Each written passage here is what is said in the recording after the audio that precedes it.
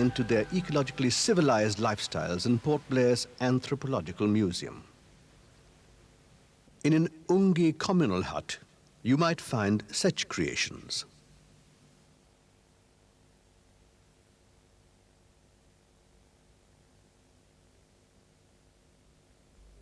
These are what the Sentinelese use.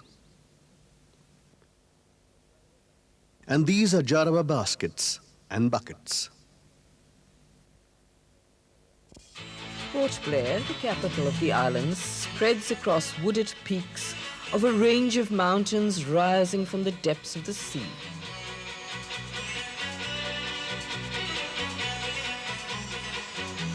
It has been named after Lieutenant Archibald Blair, who surveyed these islands in the late 18th century. When the British decided to set up their administration of these islands, they chose a strategically located little island at the entrance of Port Blair's Best Bay for their headquarters.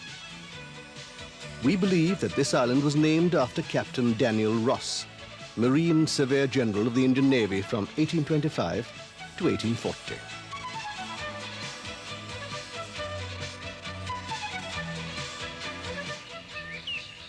Ross today is a ruin of an empire, a relic of a lifestyle which no longer exists, a reminder that time overcomes all things as glory fades into nostalgia, nostalgia into history, and history into forgetfulness.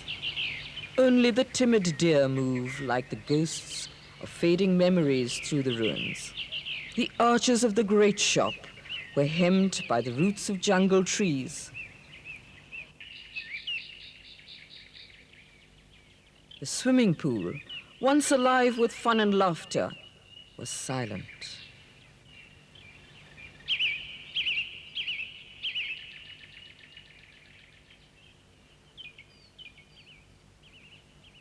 Great boilers rusted in the sun.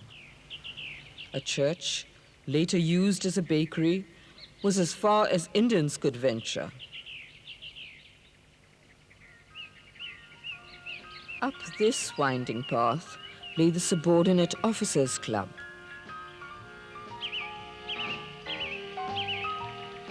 Its great ballroom stripped of its wooden dance floor, its shingled roof exposed to the searching roots of trees.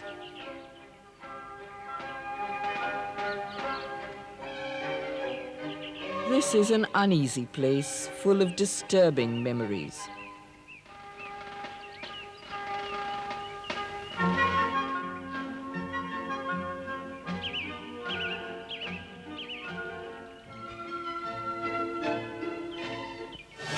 Here, in the towering old Anglican High Church, there is still a powerful serenity.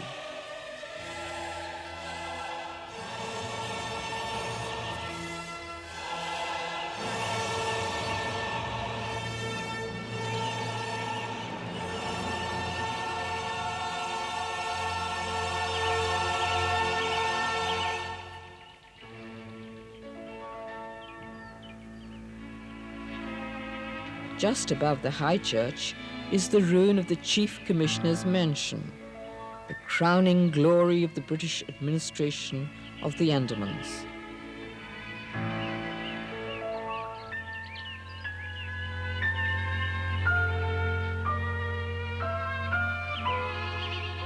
Cracked and fallen pillars lie like the notes of a requiem of an empire that once was. Across the bay from Ross lie three wings of a building which was raised in anguish, existed in suffering, elevated in the glory and heroism of those who fought and died for freedom. Port Blair's unforgettable cellular jail. Built by prisoners between 1896 and 1906, this was once a three-storied, seven-spoked Indian bastille, with 689 single cells radiating out from a central tower. Here, behind these bars, were imprisoned men who belonged to no single caste or community, language or religion. They were looking beyond, integrated and united by one burning desire to live and breathe in the air of free India. They came from Delhi, Punjab, UP, Madras, Bihar, Assam, Bombay, and Bengal.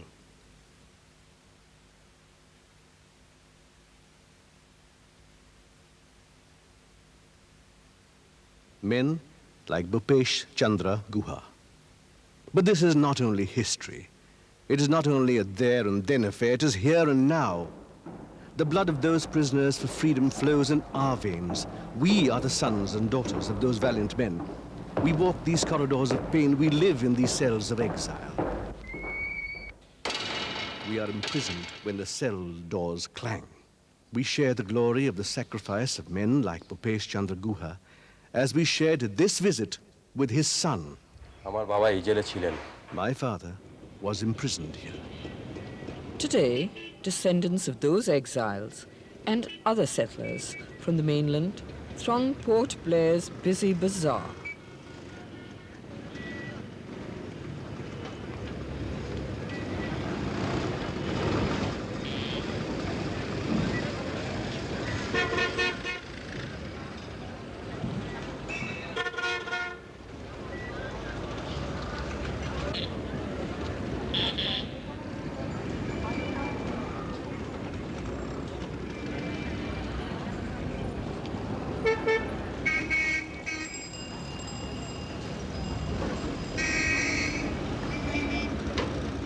In this bazaar, you can buy beautiful handicrafts, unique to the islands.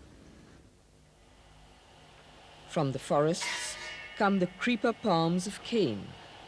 These long vines are cut, trimmed, steamed, dried to a rich golden brown in the Andaman sun, and then handcrafted into elegant furniture sold all over India. Other shops in Port Blair sell a rich assortment of shellware.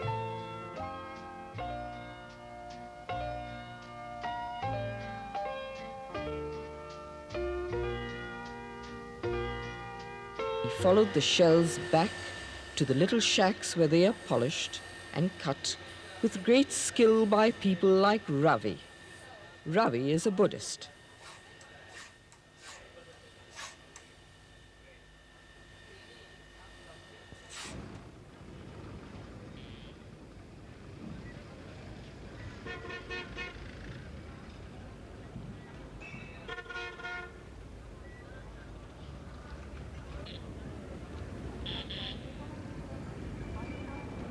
We were told that in the Andamans, people of all faiths live in complete harmony, worshipping, intermarrying and working together.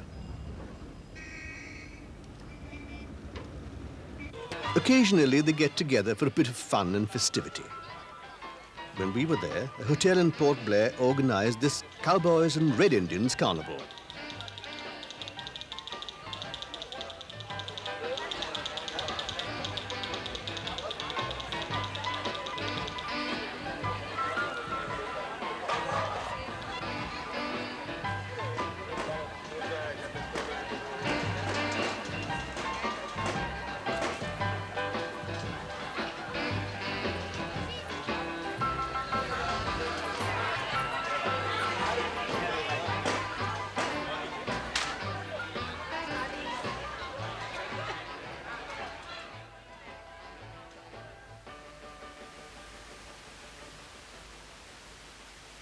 Accommodation in Port Blair ranges from 900 rupees AC double to 575 non-AC double in hotels such as these.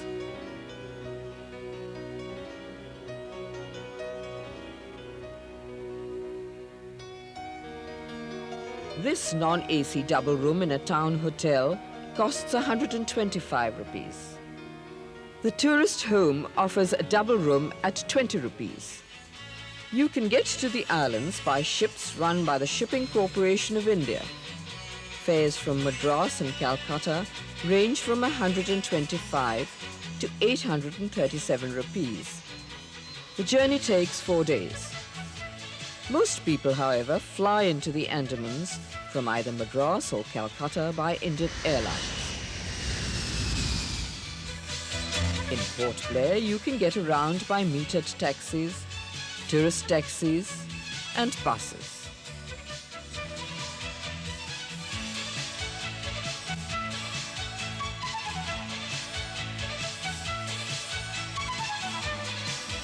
The government and private operators run coach and boat tours of Port Blair and interesting destinations around. A 5-hour cruise to Jolly Boy costs 50 rupees.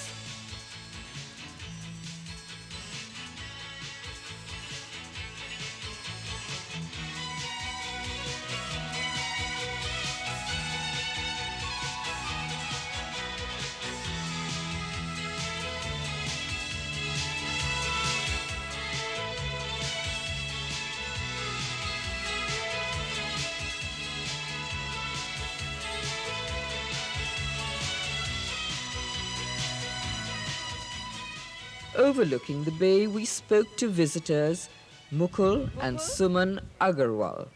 What made you choose the Andamans for your holiday? Some of our friends have recommended this place. Even they have come here previously and they really liked it very much. So then we went to the tourism department, we asked them about this place. And then after talking to them, we felt, that this is not commercialized and it's a good place to visit. And we are, but naturally, fond of beaches and something like that. So we came here and we were very much satisfied, and it's a lovely place. I have visited many beaches in India, but over here, this is a very different place, The beaches are so neat, like especially when we went to 2 of the islands. You go by ferry and then the big boat, Sink and Jolly Boy. We visited Sink. It is totally inhabited place, No, none of the, it is not touched by humans. And the beaches are neat. It's totally untouched sand sort of a thing. You feel lovely by walking on the sand. The waters are crystal clear. And we went snorkeling over the coral lives and marine life, everything. We enjoyed snorkeling a lot.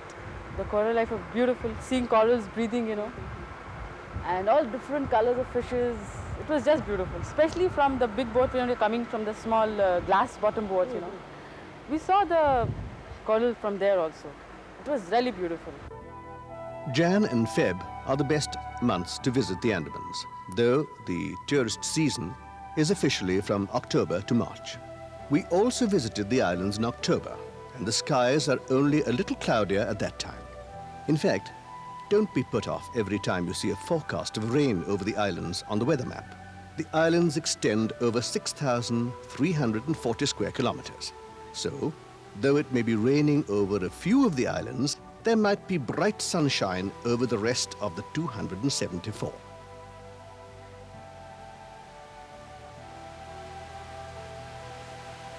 Early next morning, we drove through the freshness of pre-dawn to see sunrise from Corbin's Cove.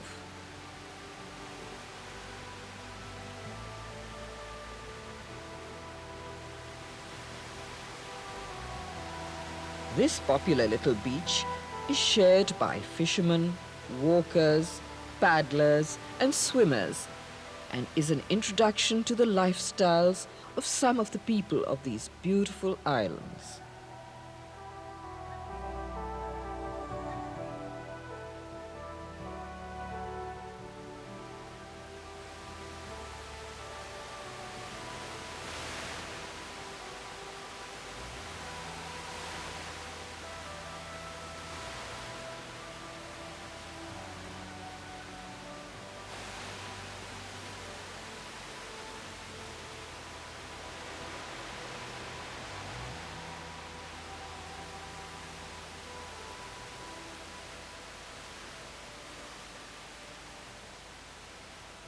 Driving out from Corbin's Cove, we stopped at a water lily pond where little boys played in the cool, sparkling water.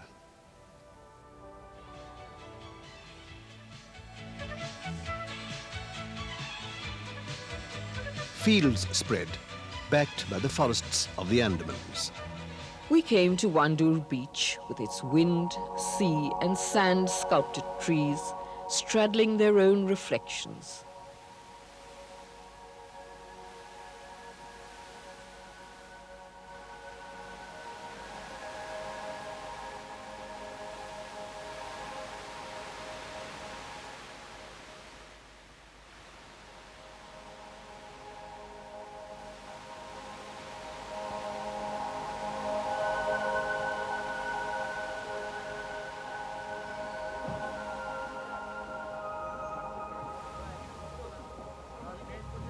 Returning from the beach, we boarded a boat to visit the 281.5 square kilometer Marine National Park Wandur.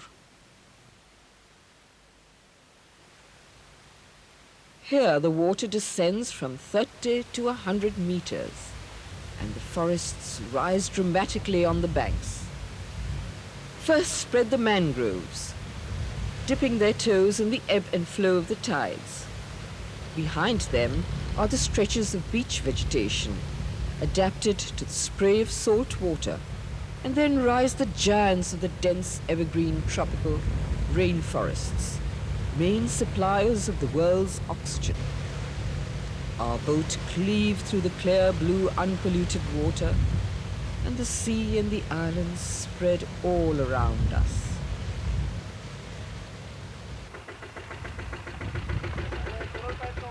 We anchored off the coral island of Jolly Boy.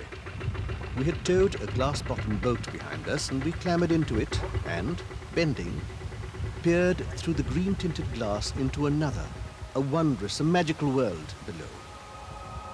Corals, formed by tiny boneless creatures, have been building their fantasies in our warm oceans for more than 400 million years. They build only in non-polluted waters, within reach of water-flecked sunlight, and on hard or rocky bases.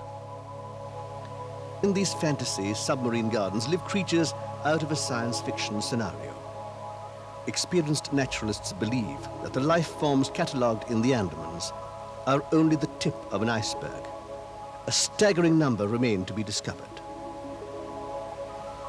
On the soft, white coral sand, the water is a myriad shades of blue.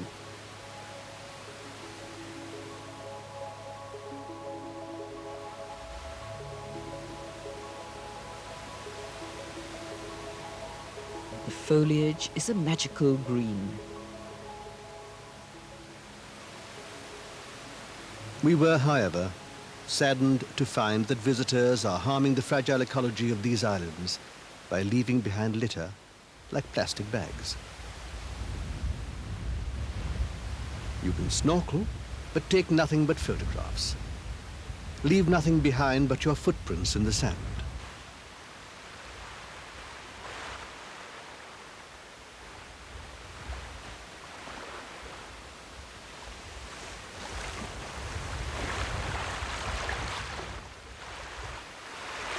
As other visitors came, we waved goodbye to Jolly Boy and headed for Sink Island.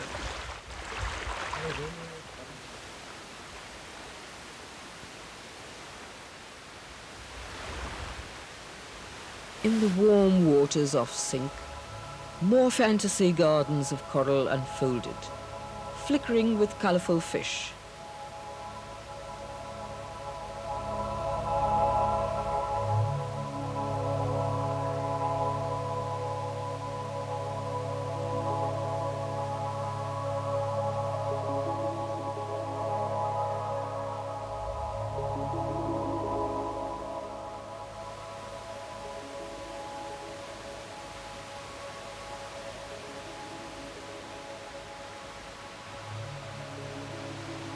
At high tide, Sink becomes two islands as the narrow neck of sand is submerged.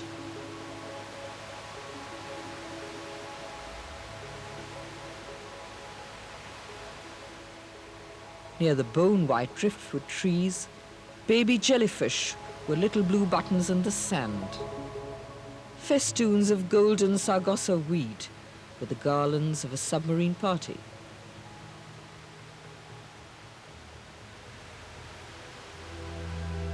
Reluctantly, we boarded our ship and started to make the long journey to the capital island. Our day with the wind and the sea and the sun and the corals was drawing to a close. But before we faced the bustling world again, we paused on the lonely mangrove beach of Chidiatapu. Time stopped for a heartbeat. And for an unmeasured moment, we were clasped in the stillness of the incredibly old, eternally young Andamans.